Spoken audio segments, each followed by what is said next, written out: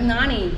And we're here in beautiful Kailua, Kona, building a children's science museum and discovery center for STEM learning.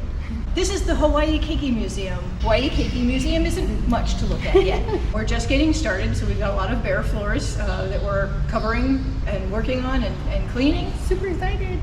The big thing we did this week was to move these concrete tables. When we moved in and got the keys to the space, they already had a couple dozen of these steel tables. Each table has 2-inch pipe for legs that's been welded to some angle bracket and a poured concrete slab for a top on each of the tables. Some of the tables are 8 feet long, some of them are 10 feet long, some of them are 11 feet long.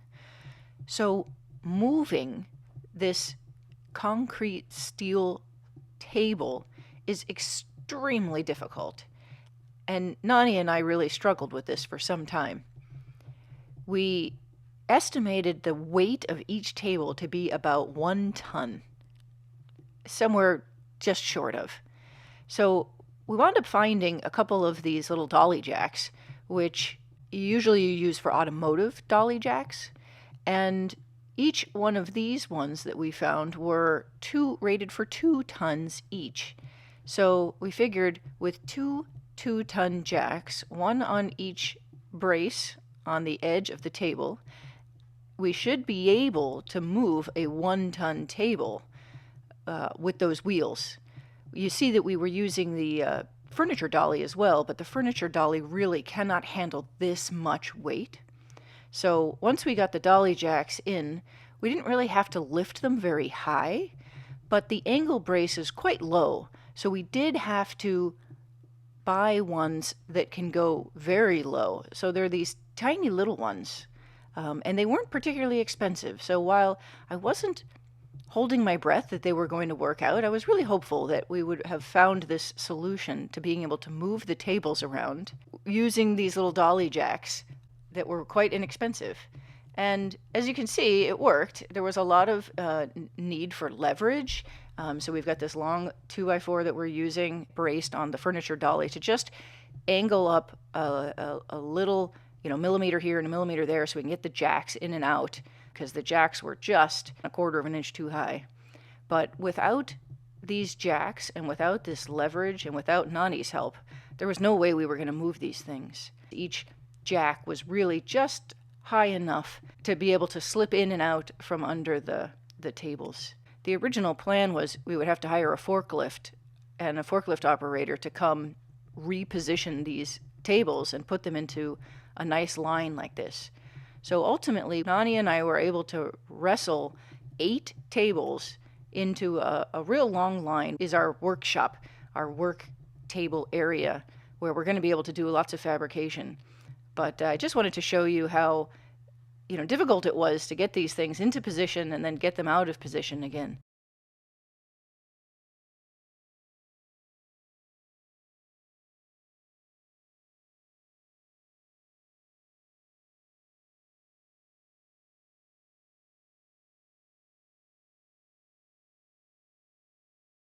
This was a lot of hard work, and a week later my arm is still sore from all of this pushing these tables around.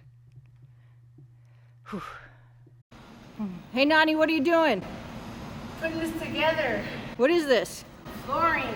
Flooring for what area? The gift shop. We're really focusing on the gift shop right now. We also have started to get some inventory in for the gift shop. So we are taking in some toys and we're starting to play with them. This is a photo of Keegan doing some Turing tumble. So it's a marble computer system, so it's teaching him logic. And he's playing with this toy to see if it's a good one to carry for the museum. What kind of wood is this? Koa. Koa. Golden koa. Is it going down easy? It's giving me a hard time. Keeps coming apart. Yeah. Vinyl flooring is pretty easy to cut with a razor blade, but we went for the chop saw approach. Once we get started, we're going to be doing a lot of the fabrication here on island and in this building, so that we can bring these exhibits to the keiki without buying off-the-shelf stock things from China or warehouses and then shipping them, because shipping costs to Hawaii are very expensive. Building it locally, which means we're using local community.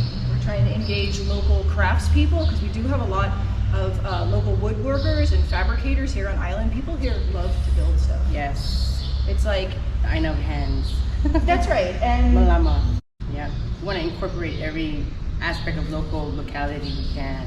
And they want to get involved. The kids want to get involved. They just don't have any avenue to distribute that kind of interest for the keiki, and this would be a big gateway for that. that's absolutely right. It's going to connect them to the island and to this Get them more place. involved. Because they want to. There's just so much enthusiasm in the children. They just have nowhere to go.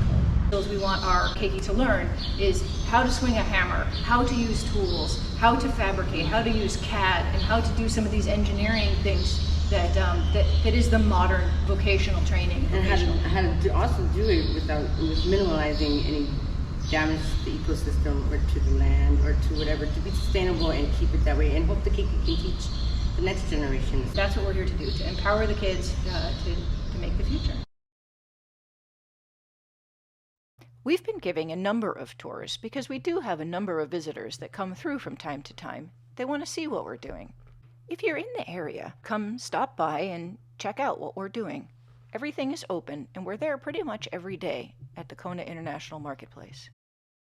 In order to give the visitors to the museum a better understanding of what things are going to look like, Nadia and I spent a few minutes laying down some blue tape where different areas and exhibits will be.